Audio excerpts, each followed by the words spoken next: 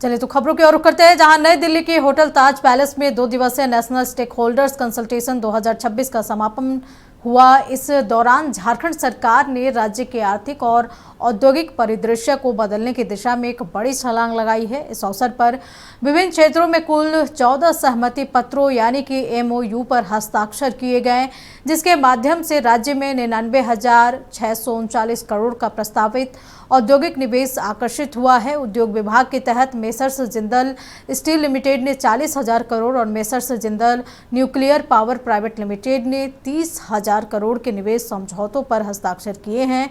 इसी तरह सूचना प्रौद्योगिकी और ई-गवर्नेंस विभाग के तहत मेसर्स गूगल क्लाउड और बाधवानी ग्रुप पर्यटन के क्षेत्र में मेसर्स टाटा मोटर्स के साथ माइनिंग टूरिज्म को बढ़ावा देने के लिए और MS is my trip planners के साथ पर्यटन संवर्धन और पर्यटकों तक व्यापक पहुंच बढ़ाने के लिए रणनीतिक साझेदारी स्थापित की गई है। जो हमारे सहयोगी लोग जो आज, चाहे वो जिंदल ग्रुप हो, वरुण बेवरेजेज हो, टाटा समूह हो, गूगल हो, इज माई ट्रिप के लोग हों, जनरल स्टील हो, पावर न्यूक्लियर पावर हो, फूड प्रोसेसिंग हो या डिजिटल गवर्नेंस की, AI की बात हो, इन सभी समूह के साथ कदम से कदम मिलाकर चलने की आवश्यकता है और एक अपनी विश्वास और राज्य की जो बहुउद्देशीय सोच है वो अब दिखनी भी चाहिए। वर्तमान समय में हम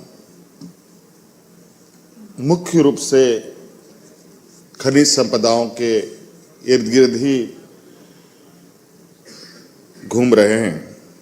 हमारी निर्भरता भी माइंस मिनरल्स पर अधिक है। अब इससे हमें अब निकलना है और हर हाल में हमें निकलना ही पड़ेगा। कि हम लोगों की होम स्टे पॉलिसी बहुत ल्यूक्रेटिव होगी। हमारी होम स्टे पॉलिसी आने वाले दिनों में देश के अन्य राज्यों के तौर पर झारखंड को भी एक होम स्टे डेस्टिनेशन के तौर पर विकसित करने का काम करेगी। हम अपनी बात कहने के लिए विभिन्न जगहों पर कलकत्ता भी जाते हैं, दिल्ली आए हैं। हमारे सेक्रेटरी साहब ने कहा संभवतः अगली बार हम लोग अहमदाबाद भी होंगे और अहमदाबाद में भी अपनी बातों को कह रहे होंगे। रिलीजियस टूरिज्म के मायने बजाज साहब ने पूरी झारखंड की रूपरेखा खींच कर रख दी कि भगवान शंकर से लेकर माँ पार्वती तक से लेकर दुर्गा माँ के सिद्धपीठ से लेकर, लेकिन एक और विशेष चीज़ हमारे राज्य में है जिसका जिक्र मैं जरूर से करना चाहूँगा। जैन तीर्थंकरों के अधिसंख्य को मोक्ष पारसनाथ में प्राप्त हुआ है और विश्व का सबसे बड़ा जैनियों का तीर्थ स्थल झारखंड के पारसनाथ में है। तो मैं इन तमाम विशेषताओं के साथ महत्वपूर्ण यह जरूर कहना चाहूँगा कि अन्य राज्यों ने यह एफर्ट्स शायद हमसे पहले लिए होंगे। जब माननीय मुख्यमंत्री के नेतृत्व में आधी कैबिनेट टूरिज्म की गंभीरता को समझते हुए आपके समक्ष चलकर आई है, हमने शायद थोड़ा विलंब से लिया होगा, लेकिन हम आपको ये जरूर बताना चाहते हैं कि माननीय मुख्यमंत्री के नेतृत्व में आधी कैबिनेट बाहें फैलाकर अपने निवेशकों से लेकर टूरिज्म एंथुसियास्ट का स्वागत करने के लिए बड़ी तत्पर है। और हम उम्मीद करते हैं कि आज हमारी यह बैठक, हमारा यह प्रयास, हमारा यह सम्मेलन इस दिशा में जो भी गतिरोध थे उनको तोड़ते हुए एक बार आपको झारखंड आने का जरूर अवसर प्रदान करेगी। आपकी जरूर इच्छा होगी और मैं जानता हूं कि झारखंड का जादू ऐसा ही है कि झारखंड से निकले लोग कहीं भी जाकर झारखंड का नाम ही रोशन करते हैं। हमारा भी सोच वही है, हमारा राज्य उन्नति की ओर कैसे जाए। हमारे माननीय मुख्यमंत्री जी का भी सोच यही है और हमारे इन्वेस्टर का भी यही सोच है कि उसमें और बेहतर रूल में जो चेंजेज हो ताकि हमें कोई कठिनाइयां नहीं हो।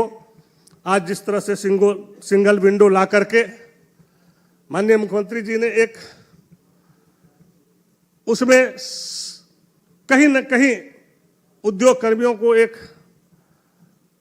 जो व्यवस्था था पहले कि भाई कई चीज़ों का परमिशन लेना पड़ता था और काफ़ी दिक्कत उठाना पड़ता था, उसके चलते जो है काम बहुत बाधित हो जाता था, लेट से काम होता था, समय बीत जाता था। लेकिन आज सिंगल विंडो ला करके अब एक ही जगह से आपको सारे चीज़ों का एनओसी लेना हो और वहाँ से आप जो है जितना जल्द हो उसमें जो है आप उद्योग लगा सकते हैं।